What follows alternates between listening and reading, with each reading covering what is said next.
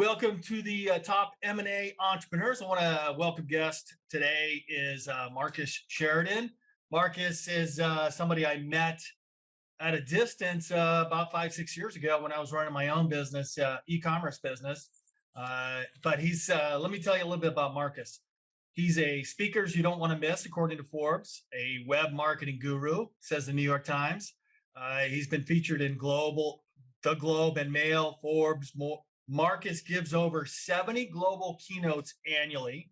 He's author of this book right here, They Ask, You Answer. It's the #1 marketing book to read in 2017. He's listed as the 11 marketing books every CMO should read. He's the #1 ranked LinkedIn Voices for Entrepreneurship. He's also a partner in River Pools. And I'll tell you a little history about this because I got this from this book. 2007, he was doing about 4 million and he spent 250,000 a year doing that. 2009, of course, 2008 happened, which was the crash. 2009, he was ready to lose his business.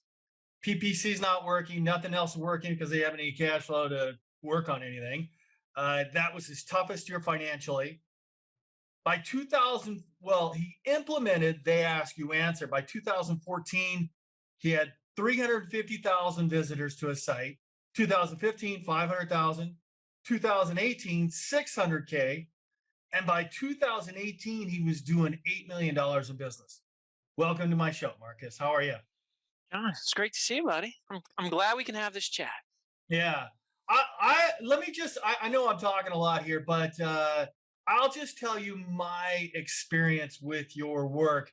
I ran an e-commerce business in 5, 6, 7 years ago, and I was mistakenly, naively relying on pay-per-click traffic. About 90% of my business was pay-per-click using Google Ads, and it was just I had it streamlined.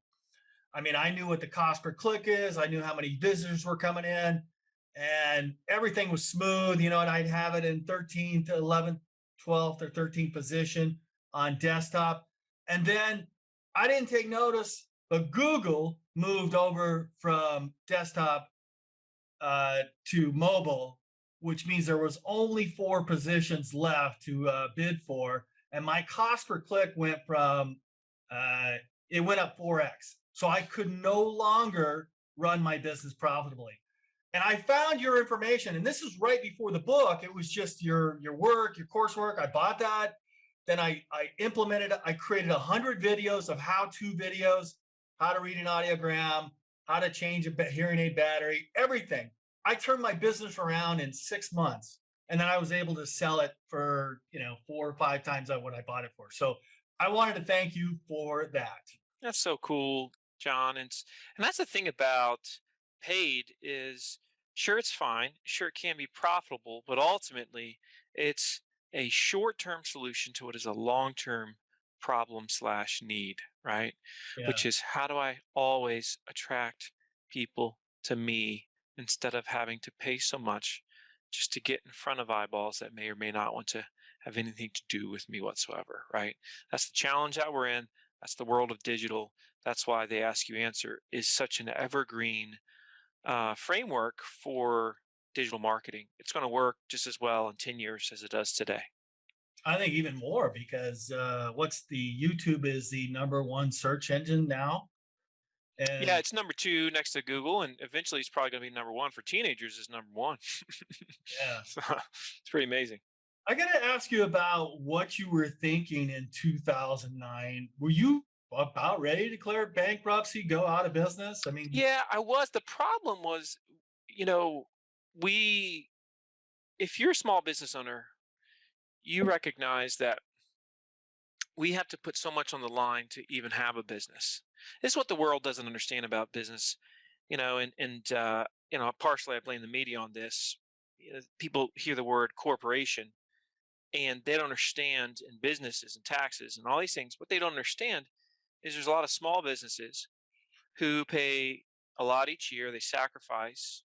And in my case, my house was on the note, if you would, for the business.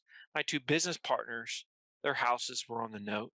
And so this is one of those things where we were going to lose essentially 3 homes out of the deal. Our 60 employees we would have had to let go. So it was a really, really brutal time. And every consultant I talked to just said, I just I don't see a path for you to get out of this. And so the Hail Mary in this case was they ask you answer. And it started by just reading about the internet online because I had this prompting for a while that, the internet has changed me as a consumer. It's changed the world. I know it's happening for our buyers in the swimming pool space. Nobody's taking advantage of it. And the more I read about inbound marketing or content marketing or digital or social or blogging, any of that stuff, I just kept coming back to, Marcus, if you just obsess over their questions, if you're willing to address them on your website through text, through video, and you're willing to address all of them. I'm not talking about just the good ones, but the good, the bad, and the ugly. You might save your business. And of course, that's what happened. That's how we became the most trafficked swimming pool website in the world. That's what saved fundamentally, that's what saved the company, right? I just did a stat, John. This is freaking wild. Just Saturday morning, I was looking at my stats, and over the last 5 years, we've gotten, I think it was 708 customers from organic search to our website. 708. Now, that doesn't mean anything until you know what it equates to from a sales perspective, which is $45 million in sales in the last 5 years from essentially the blog content on the website. Yeah, and that's written content. Just That's written content. It's probably some video too, but video's it's a little bit tougher because if they go to YouTube, they're going to come to you maybe from a link on YouTube, maybe, or they're going to do a direct search for you afterwards. That's pretty common to do, which is why, if you're doing videos on this stuff, not only are you going to have your YouTube channel and you're going to be doing your thing on YouTube, but you're also going to have ideally a video library on your site, and you're going to embed those same videos in text-based content slash posts that are found within, let's call it the learning center of your website. And everybody's listening to this should have a learning center on your website. Don't just see it as a blog, see it as an actual learning center where I can go. If there's a place where I know I can go as the buyer, as a consumer, and say, this is where I get all my questions answered. And ideally, I wouldn't even call it necessarily a blog per se, even though like river pools, we still have a blog in our navigation bar because so many people come to river pools looking for the blog. If the river pool blog is famous, right? But in generally with clients that we have with my agency, we have a learning center. The learning center has articles. That would be your traditional blog. Then you've got your video library. This is where you house all your videos. Then you might have another section of your learning center, which could be case studies. Another section if you have a podcast or any type of audio. Another section if you have like digital brochures. Another section if you have buying guides, right? Like meaty lead capture style content. So that's what a learning center should look like. And the idea is somebody goes there and just says, wow, I can learn however I want to learn in whatever style I want to learn. It's all here, and I get all my questions answered. And they don't have to leave. That's the big key. They ain't got to leave. I remember this part, and I don't remember it was in the book that you had this conversation with the customer about, hey, we've answered all your questions, and why would you go anywhere else at this point? Because we've become the celebrity authority for you. Yeah. Yeah. Yeah. And, people say it's funny how almost like like the scarcity mentality a lot of companies have with this, because they say things like, well, if you answer all of the questions, then what value do you bring when they actually talk to you? Which goes against all buyer based psychology today, because all the studies show that buyers are at least 70 to 80% through the buying journey before they even reach out to your company. And that's studies that have been done by Google and Forrester Research Group. I'm just like, so we're not this is not anything surprising. Buyers, consumers are vetting us more than we've ever been vetted in the history of the world. They know more than they've ever known. They're not dumb. They might start off as uninformed. Eventually, they're going to be informed. So the choice is we can either be the ones answering their questions, or we can say, you know what, I'm not going to go there.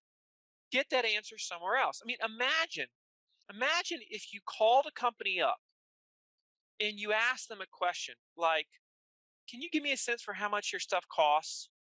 And that person on the phone said, I can't tell you that.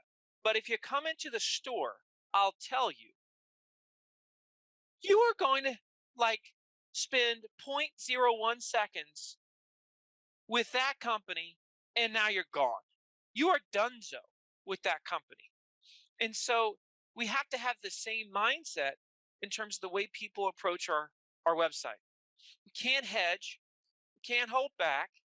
If they're asking it, we need to be willing to talk about it, which is why, like, and they ask you answer, we talk about the big five, which are the five most fundamental subject areas that buyers research.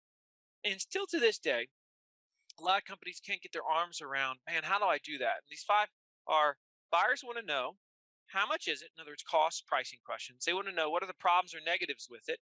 In other words, how could this go wrong? How could this blow up in my face? If I buy this thing, what are the issues that the marketplace is talking about? Number three, buyers love to compare stuff. So comparisons. Number four, we love to research reviews, pros, cons, but unbiased reviews with pros and cons. And number five, we love to research the best. Think all the times you've researched best plus something online. Those are the big five. The book extensively, they ask you, talks about how to address those five things. And what's wild is now that I've had, an agency for 10 years and I've helped so many companies embrace the philosophies of they ask you answer, we see these big five coming up again and again and again and again and again, over and over. And so that's where companies should start. And that's the content that's going to help your sales team the most. Yeah, it's a great book. I mean, I didn't know what those big five are. I didn't read the book back then, but like you suggested in your first material, it said just go to the internet, find out what people are asking, and answer those questions. And that's exactly what I did. I created a video was how to read an audiogram because it was the most Great. requested question by people with hearing loss. I created a 5-minute video from Fiverr, cost me a couple $100, and it's been viewed almost 1 million times. Yeah. Yeah. What's the ROI of that? Oh, it was incredible I mean, because you spent $5 at Fiverr, and now you've gotten almost 1 million views of that video. That's what it's all about, and that's why the internet is the great equalizer. It's where digital Davids can crush Goliath, because Goliath generally tends to be too slow, too clunky, and they try to do things by the rules by which they've always been done. And the ones that are crushing it online, they are willing to be imperfect. They're willing to fill in the circle outside of the circle, not just inside the circle. They are willing to do it differently. They're willing to fail forward, and they embrace imperfection actually in this process. Again, because it is pretty clunky. Learning to do video is clunky. Learning learning to to be get the good online is lighting right, clunky, right? audio right, everything. Yeah. Yeah, yeah. But this is why you see like rich teenagers left and right, because they just don't really care. They're just like riffing stuff online, and they're not sitting there saying, "Well, I'm not sure if this matches our brand voice." It's like that company that's sitting there talking about doing a hyper analysis of their brand voice or whatever you want to call it, and therefore still hasn't launched their first video, or the only video they launch is the one that cost them $50,000 per video from that video production company that's way expensive that they're outsourcing everything to. You get nowhere. I mean, you get nowhere with this. And so too many companies think they're BMW. They're not. And if BMW had the wits about them, they would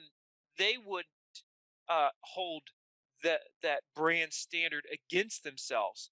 So like oftentimes brands literally, because of brand, they hold their brand hostage because they think it has to meet a certain caliber of, let's call it, quality. Whereas so much of what buyers want today is the feeling of authenticity, of slightly imperfect. They're just like me. They get me. That's what induces trust. Yeah, I used to give free hearing aid batteries for people that would give a testimonial. And it's very odd because the videos that did the best were the worst that Isn't you that would funny? qualify. I mean, it Yeah. was I had a Canadian couple, they set it up there and they go, "Hi, thank you for the batteries. The hearing aid is great." And that video did the best out of people that were trying to be You never followed. know, right? You never. And this doesn't mean that you don't have the intention to uh, get better with your content and your quality and all these things, but it's progress over perfection. That's the key to online. Progress over perfection. But too many companies start with perfection over all else. And that is a recipe for disaster. Yeah, yeah. I think a lot of people that are comfortable getting video cameras says, I got to make this perfect. I'm going to go out and buy the best camera. I'm going to go out and buy best lighting, the best audio and miking, and then just try to create something and it doesn't turn out they want. They go, this is not going to work, so they just stop. Hmm. Yeah. That's right. That's right. So what is going on now with river pools? Tell me about what's happening there. I mean, sales 2018 were $8 million. You guys up over that? Are you still managing that? Well, okay. So the original River Pools is out of Warsaw, Virginia, little town Warsaw, Virginia. That's the company I founded in 2001. 2017, we started to dabble with manufacturing because we saw, hey, we're starting to get leads from all over the country. If we want to scale these leads, we want to scale the business so it can reach its potential. Why don't we start manufacturing our own pools? We can do it better anyway. We can certainly market it better. And so that's what we did. And in conjunction with that, by 2019, we had started the first franchise for fiberglass pool companies in the US. So River Pools became a franchise. So now we have franchisees all over the country. And like last year, we manufactured well over 1,000 fiberglass pool shells for, for our franchisees and dealers around the country. And we also got acquired last year, the manufacturing and the franchise side of the business.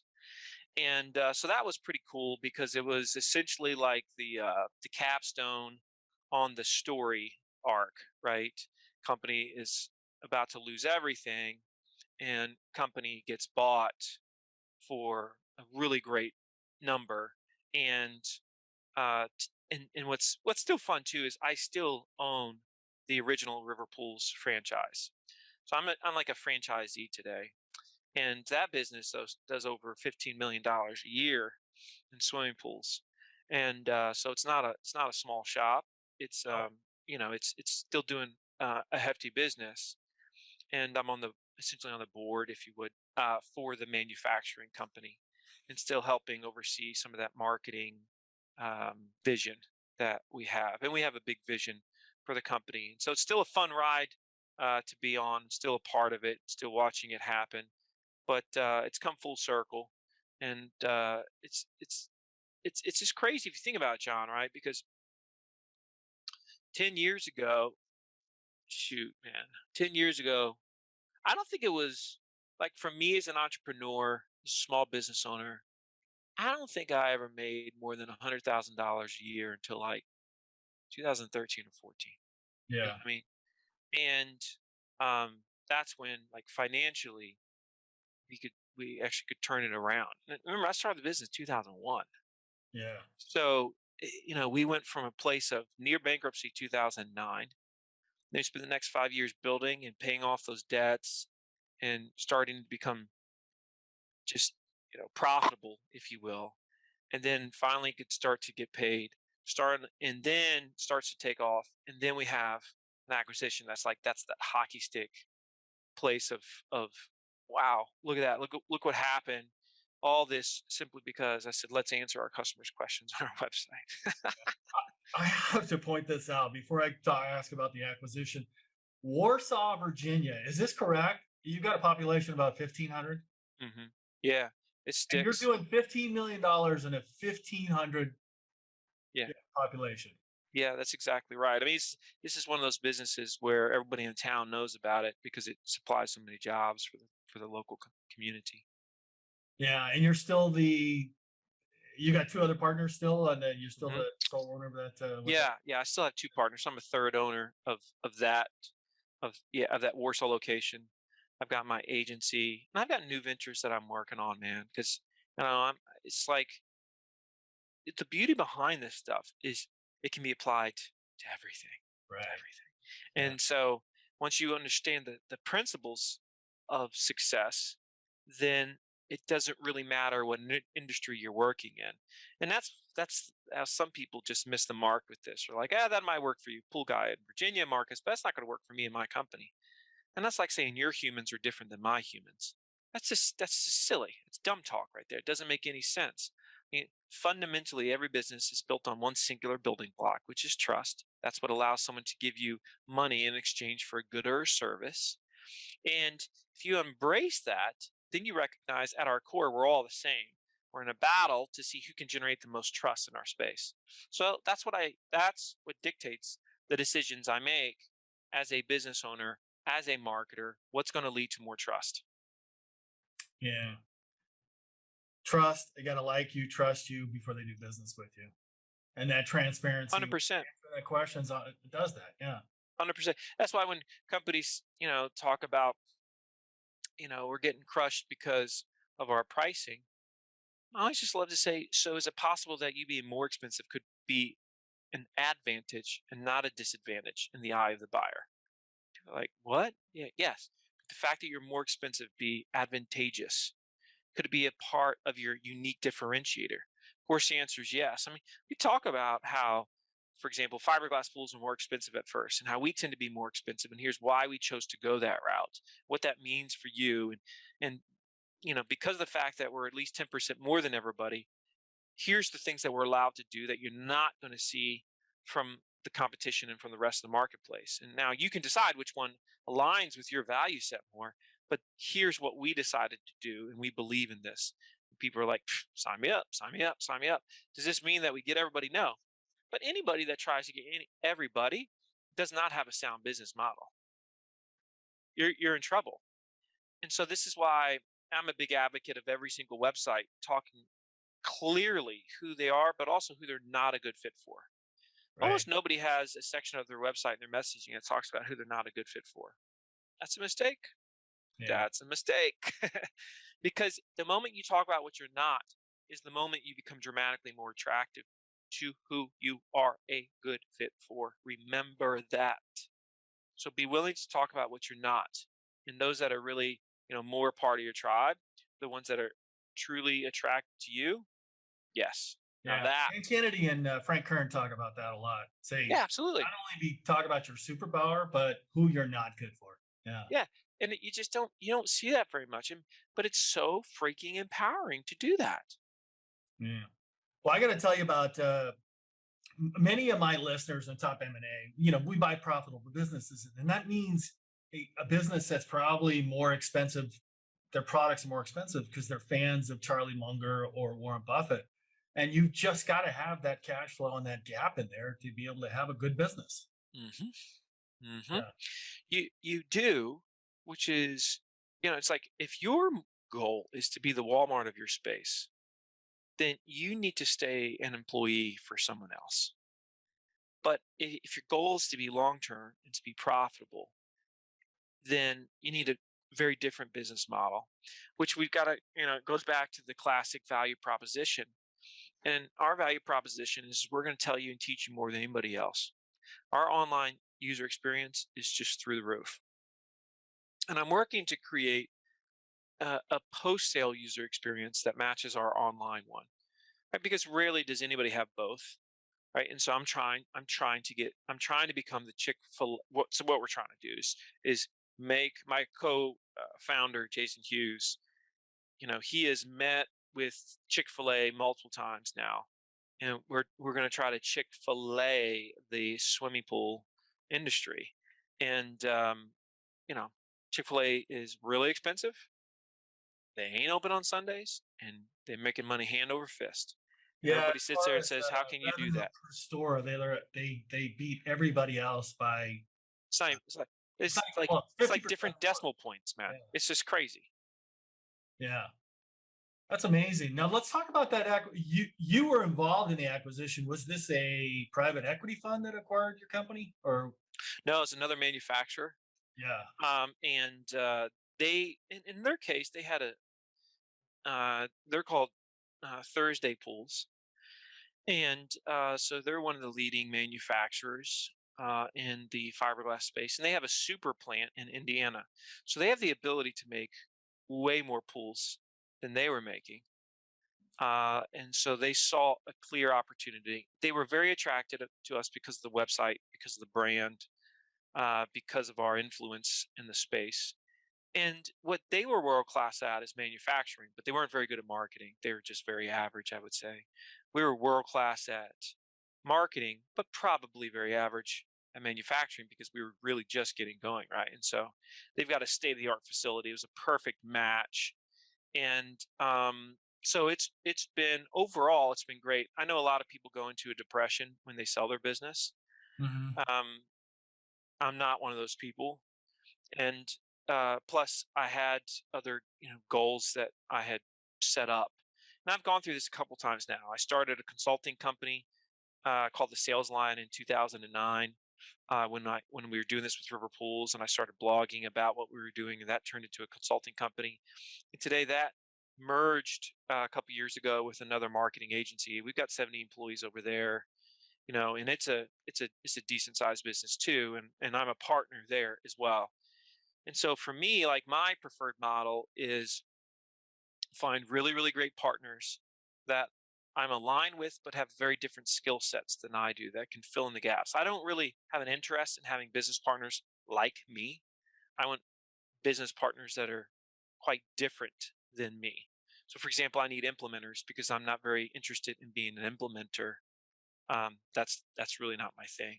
So I think a big part of acquisitions and of entrepreneurship is that keen self awareness of what you do well and what's not your thing, and then finding someone that can fill those gaps, whether they be a partner in the business or whether they be an employee. The one thing about partnerships is I don't really enjoy business so as much without a partner. I enjoy doing things with partners, and so, like, I'm on my like fifth business now with a partner or partners. And I think ultimately the there's two keys to great business partnerships. The first one, um, well, let me say, yeah. So the first one is, I mentioned this, that you have a different set of skills that fill the void, right? That fill the void. And you don't look for a match, you look for a dismatch. The second one, though, is that you have to have a match with your value set. And what I mean by that is, what can quickly destroy a partnership is, let me give you an example, is if something bad happens, let's say with a customer, and you're sitting there saying, man, in order to fix this problem, it's going to cost us 50 or $100,000. One of the partners says, screw it, let's just have them let's just put it back on them. Let's we can legally get out of this somehow, I'm sure. Let's put it back on them. And you're saying, yeah, but we screwed up. Let's eat the $100,000. Okay. In that conversation, from that point on, the partnership is going to start to dissolve. Yeah. Right? It's Did that done. happen to It's you? it's done. It Yeah. has not happened to me. I've watched it happen before. So I'm ultra careful about who I get in business with, even though I've had now multiple partnerships, because they have to be willing to do the right thing and match my integrity set while being a, an unmatch or a dismatch for my skill set. That's the thing that I think a lot of people that get into business don't understand. And that's where they get off track a little bit. And it's kind of hard sometimes to test too what somebody's integrity set looks like until you're thrown into the fire together and you're under that stress and you're like, I don't have $100,000. How can we eat $100,000? But the right thing's the right thing. Yeah. And so that's harder to test for when you're formulating partnerships. Yeah. If you say, hey, that first meeting, second, third meeting, like we get along really great, it seems like a dismatch. Sign something, you're in it, and go, oh my God, I have to unwind this because we're we're not the same value set. That's correct. That's correct. That's when it becomes problematic, right? Look, I have to ask you about. It's very easy to say Marcus is the face of the business because he likes getting in front of crowds. He just creates this buzz, and maybe he's not the implementer, and that's that mismatch. I mean, it's very check those boxes right here, but Mhm. how do you know it's like this other merger that bought or merged with your company is the match, and I check those boxes here? How do you know that? Either one, either with the agency that So acquired you. yeah. So one good way to test this is to put yourself in a stressful situation, if at all possible, with the potential business partner. So let me give an example. Before I merged with Impact, which is my agency today, we did two events together. Now, events are difficult, they're stressful, they require a lot of planning. You lose sleep. And so you get to see the person in a stressful environment when they're being hit from all sides.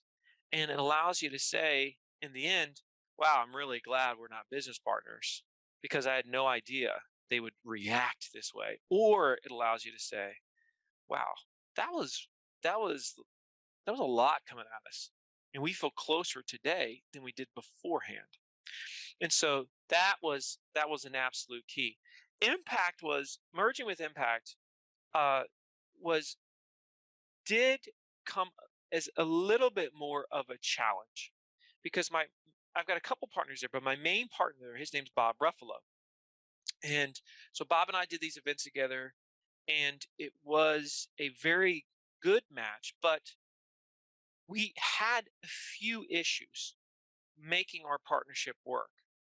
One of the biggest issues we had making our partnership work, to the point where we are today, where it's very successful, is we ended up finding out that we both if I don't know if you've heard of Strengths Finder, John, but that's one of those tests that you take to No. find those core strengths that you have. And I think there's like 32 main strengths that people have. Well, it turns out that your your top 5 strengths are what you should lean into the most, and your bottom strengths are actually major weaknesses that you should have somebody else doing for you. Okay. So there's like I said, I think there's like 32 of them. Well, the thing about it is what we found out with my business partner and I is we both had a top 2 strength of what's called command. And command is the person that um like in if I wasn't doing what I was doing, I would be a football coach. That's what I would be. Right. That's like, and the reason is because my number one strength is strategy. My number two strength is command. I'm a very strategically thinking person. And so that's how they ask your answer came to pass is I saw this thing that we were calling digital and inbound and all that stuff. I saw it from a strategic standpoint and formulated a pattern in my mind of this is how you can make this work.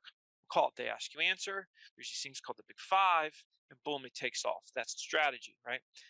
Now, command is when you can get a group of people behind you to run with you, right? To run through that wall with you, right? And you're leading the way.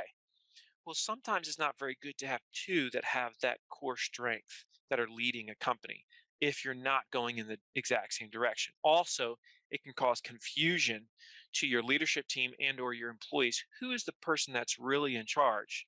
If you've got two major figureheads at the front. And so like how did Bob and I resolve this issue? So what I ended up doing is I recognized I had to be very careful about saying my vision to the entire team before I say it to Bob. I need to make sure that I give Bob my vision first and that he and I therefore are on the same page of a direction always because I'm the type of person, the way that I communicate is such that if I'm just riffing on a particular, hey, maybe we should do this. Suddenly, everybody's thinking, that's a great idea, Marcus. And that can be problematic to a company because of the fact that Bob also has a vision and it could be misaligned from that. And I could be off track, but just because the way that I say it sounds convincing or influential, now it could be causing discord within the direction of our company. And so I act as the figurehead of the company. Bob said, "You're the figurehead. You're the guy on stage. You're the one giving the vision to the world to get behind.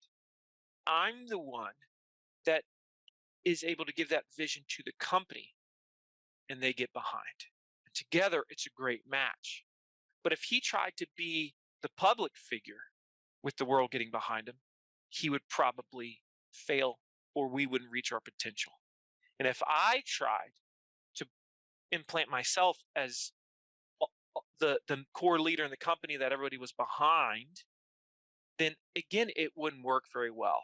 So now, although we reached a point of 1A and 1B, he's clearly leading the company, and I'm clearly leading, we'll call it what what we think as a company digital marketing should look like and how the public therefore perceives our company.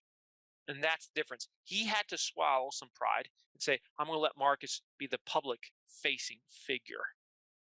I had to swallow some pride and say, "I'm not going to dictate all the terms of the company itself." Yeah.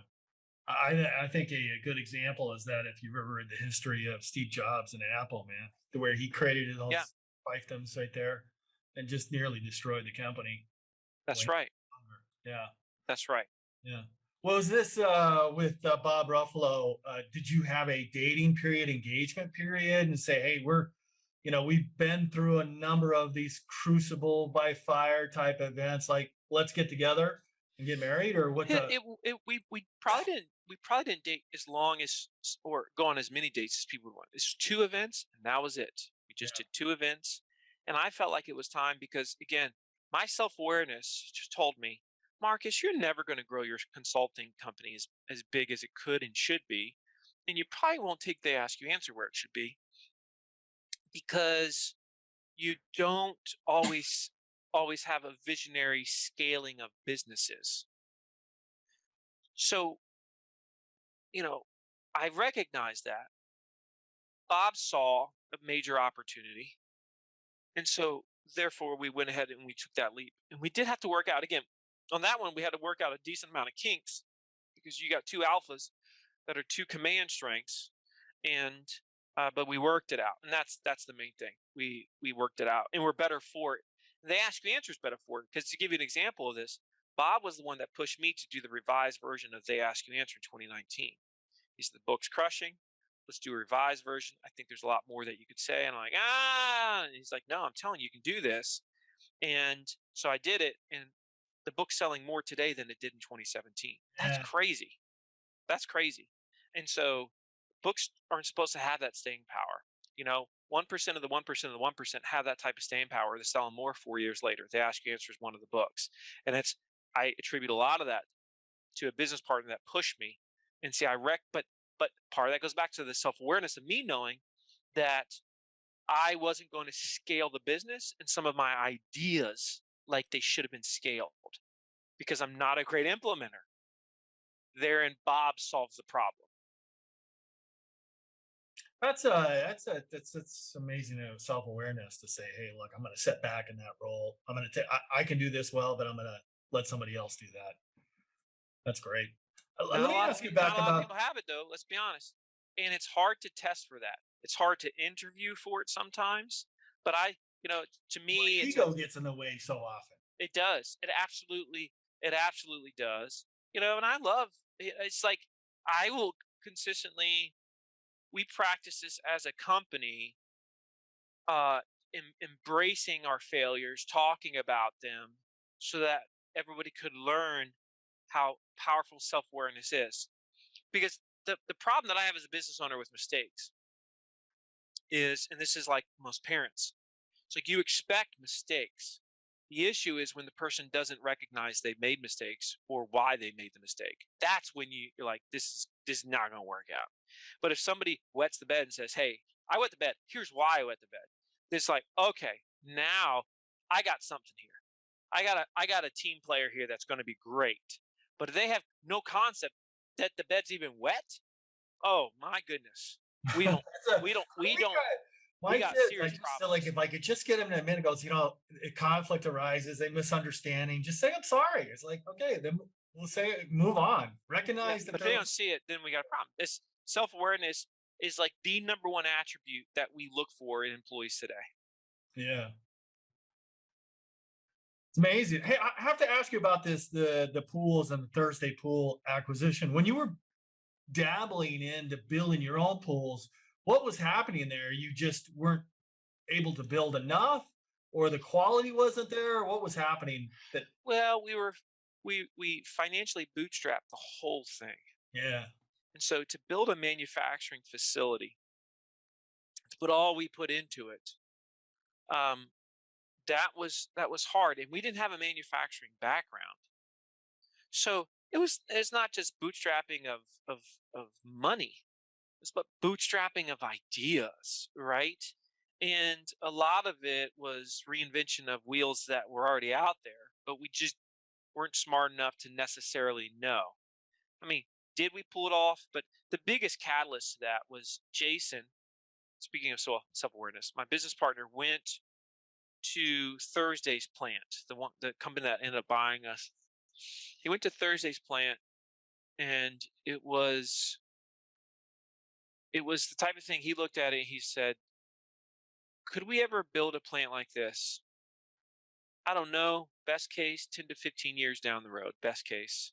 This is just so above and beyond how my brain works and our brain. We don't have really engineering brains."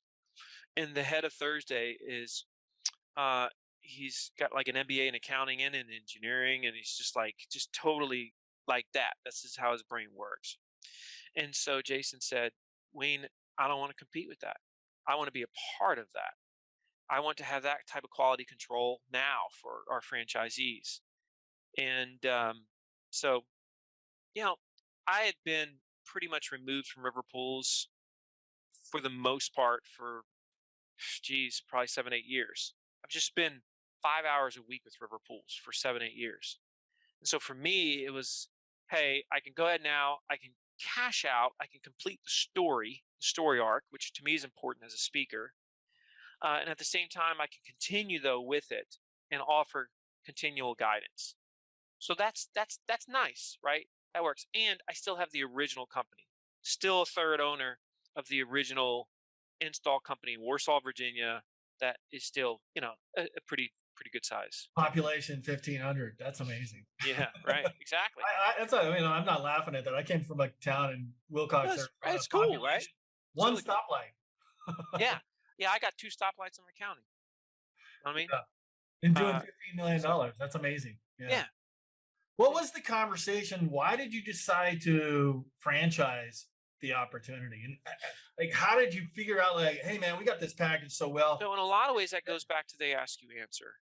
And they ask you answer, at first it was like, hey, let's obsess over our customers' questions. And then over time, it becomes a part of who you are to just listen to the marketplace better than everybody else listens to the marketplace. Again, this might be the old strategy strength for me as my number one, but it's I'm seeing around the curve or the turn because I can understand the obvious for what it is and not overcomplicate it, right? And so this really, that's the same thing that happened with our company. And that's what allowed us, that's why we decided to do what we did. We were getting so many leads from so many areas around the country.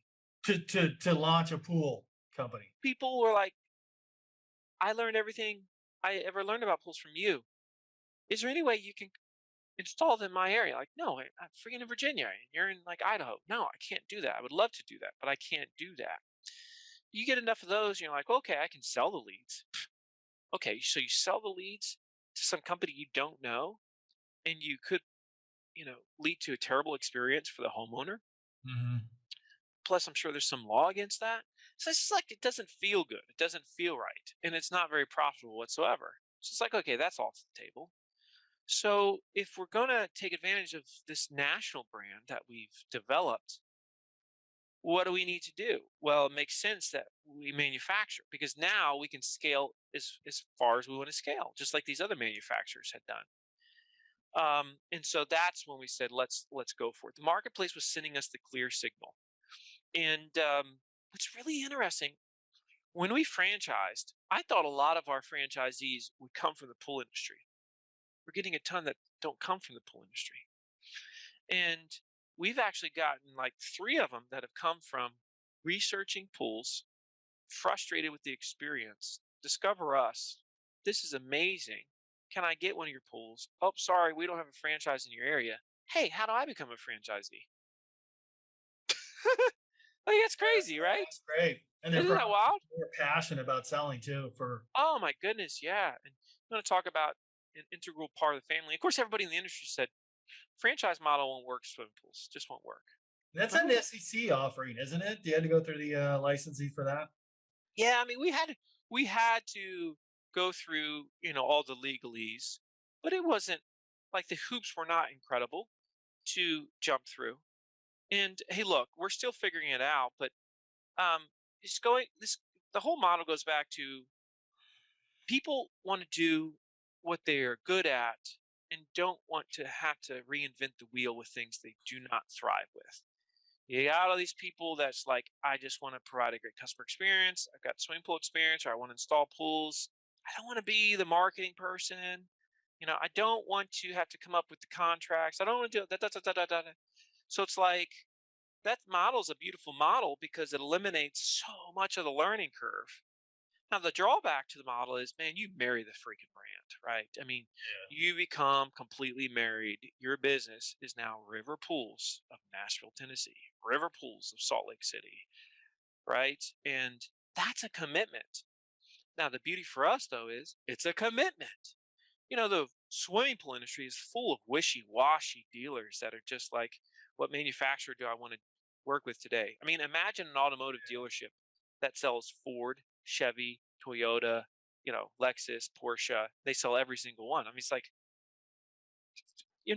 no, that doesn't work for a reason, And they have right? their It's SOPs and it it's just the law of diminishing returns at that point, right? And so, if business has proven time and time again that if you have a singular focus, you tend to do dramatically better than, if you're offering one line of swimming pools versus three lines. The paradox of choice tells us that for the buyer, it's easier to make a decision. For the business, it's much easier to build a brand and to sell and market the product. yeah. I had that issue with the hearing aid business. I thought, man, if I just kept adding more hearing aids to my website, people would choose. Actually, sales went down. That's right, paradox of choice, right there. Yeah. I went back to just three: good, better, and best. And that's That's it. it. Yeah. And that's what people want, because there is a clear law of diminishing returns that comes with that paradox of choice. Where choices, that's why, it's like freaking, you know, your business model is not the Cheesecake Factory's menu. Not a good strategy for your business. Too much stuff. Think Chipotle. Really simple. More simple, the better. Yeah.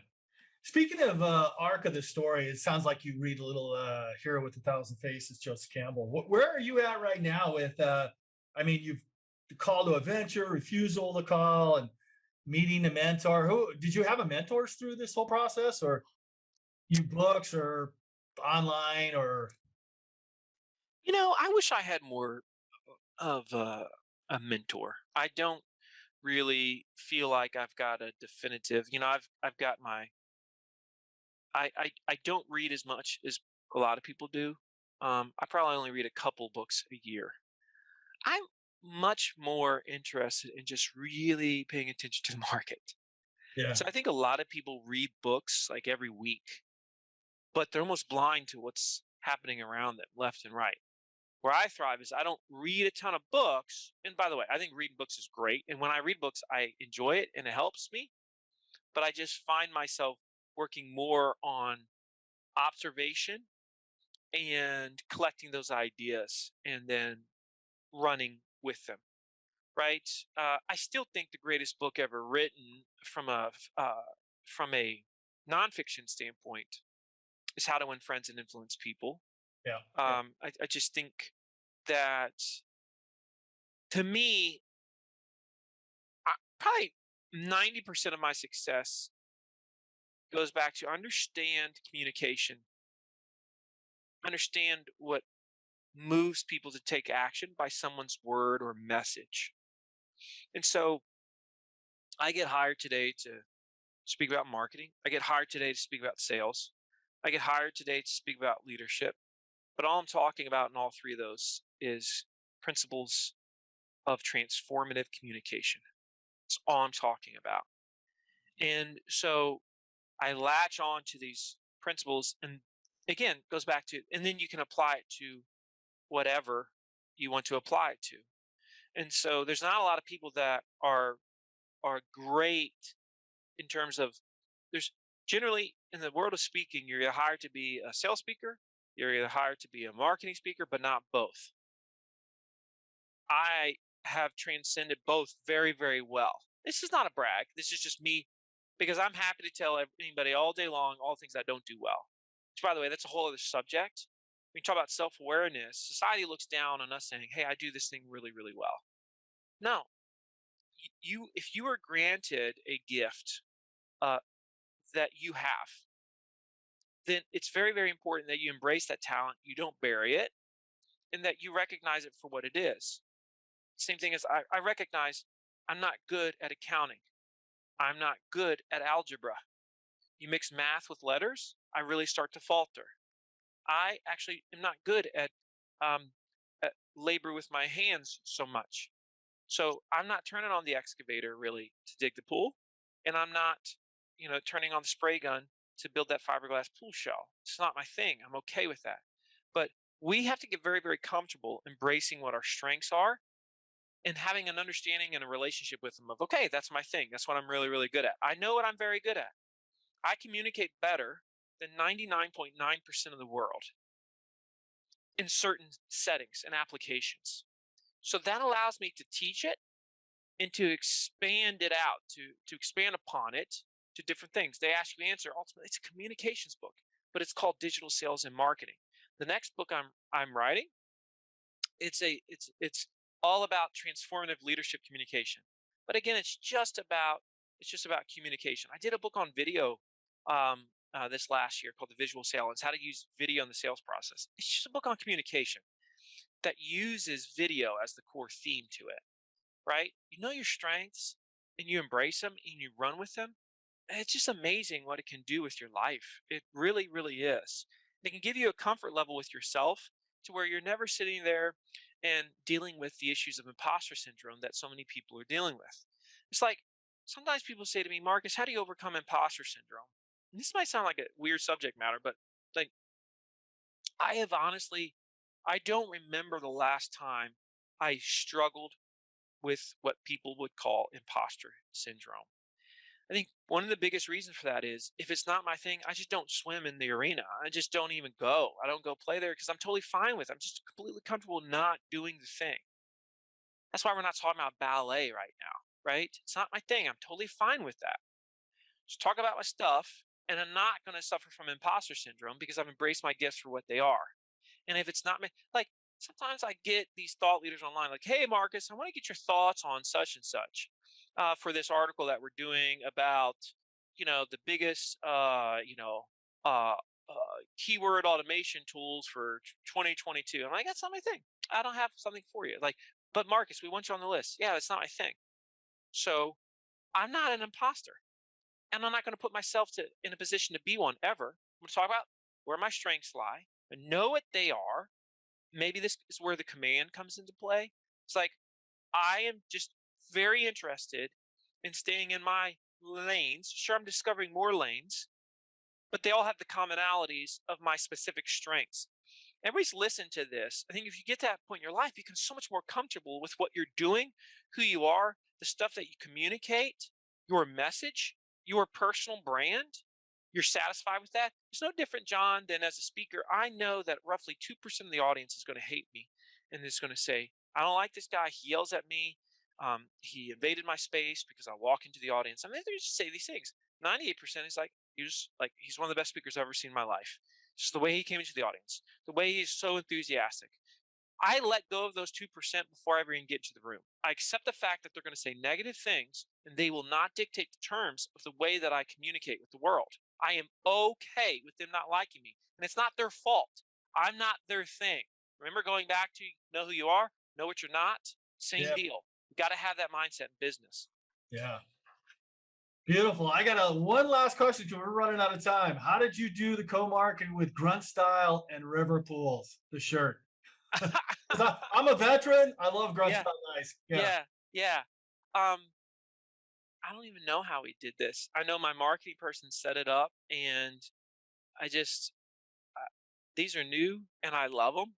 Like, Yeah. these are the greatest shirts ever, and so I Yeah. don't. I got Beautiful. to find the answer to that myself. All right. I really appreciate this time, Marcus. I mean, you guys, if you get on Amazon, they ask, you answer. It's a great book.